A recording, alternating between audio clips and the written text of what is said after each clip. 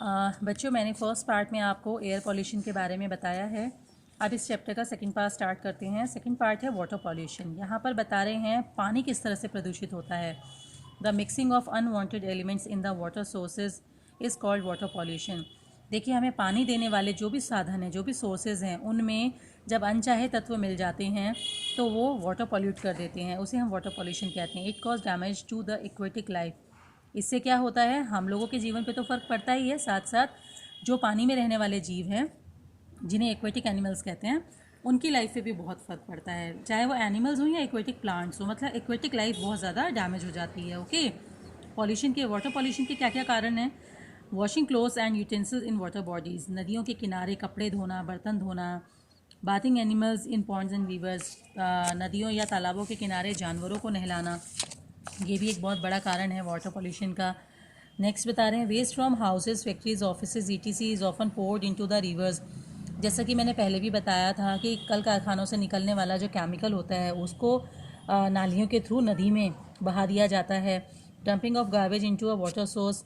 कई बार आपने देखा होगा हमारे घरों से जो पूजा सामग्री निकलती है, हमारे घर में जो मम्मी या ताई या दादी नानी जो भी होती हैं, बड़ी बूढ़ी, वो क्या एडवाइस करती हैं कि पूजा पाठ का सामान है, इसको कूड़े में नहीं डालो, है ना, इसको क्या करो, जमुना जी में फिकवा दो। क्योंकि हम दिल्ली में रहते हैं, हमारे पास जमुना जी है, तो जमुना जी में फिकवा दो। ऐसे जिसके एरिया में जो भी नदी या तालाब पड़ता है, वहाँ पे पूजन सामग्री को फेंक देते हैं। तो ये बहुत ही ज़्यादा गलत है, ऐसा नहीं करना चाहिए। इससे हमारी नदियाँ जो हैं वो प्रदूषित हो रही हैं।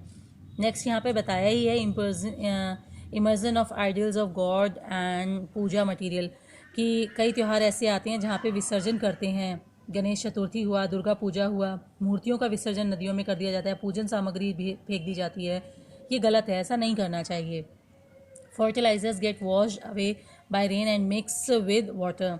फर्टिलाइजर्स होते हैं, मतलब पेड़ पौधों को बचाने के लिए कीटनाशक जितनी भी हम दवाइयाँ डालते हैं, या खाद, या और बहुत सी चीज़ें हम डालते हैं, तो वो सब क्या होता है, बारिश के द्वारा या किसी भी कारण से मतलब बहकर आता है, नदियों में मिल जाता है, तो इससे भी नदियाँ दूषित हो जाती हैं, है ना। इफ़ेक्ट क्या होते हैं इसके, it make water unfit to for drinking. क्या होगा, सबसे पहले तो पानी पीने योग्य नहीं रहता। Polluted water cause diseases like jaundice, diarrhoea and typhoid. दूषित पानी पीने से बीमारियां फैलती हैं। इसमें हमें जॉइंटिस, पीलिया, डायरिया, डिहाइड्रेशन हो जाता है ना, अपच हो जाता है, दस्त, उल्टी वगैरह लग जाना, और टाइफाइड फीवर आ जाता है। तो इससे क्या होता है कि बीमारियां भी फैल रही हैं इन्फेक्टेड पानी पीने से। It leads to the death of aquatic animals and plants. इससे समुद्री जीव जंतुओं को भी बहुत ज़्यादा नुकसान होता है। जो पानी में रहने वाले जीव जंतु हैं उन्हें बहुत नुकसान होता है। Fish from polluted water bodies are unfit for our use.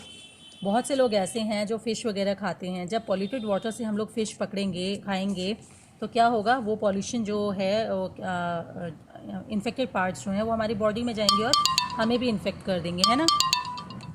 Method to control, water pollution को कंट्रोल करने के लिए हम क्या तरीके अप्लाई कर सकते हैं।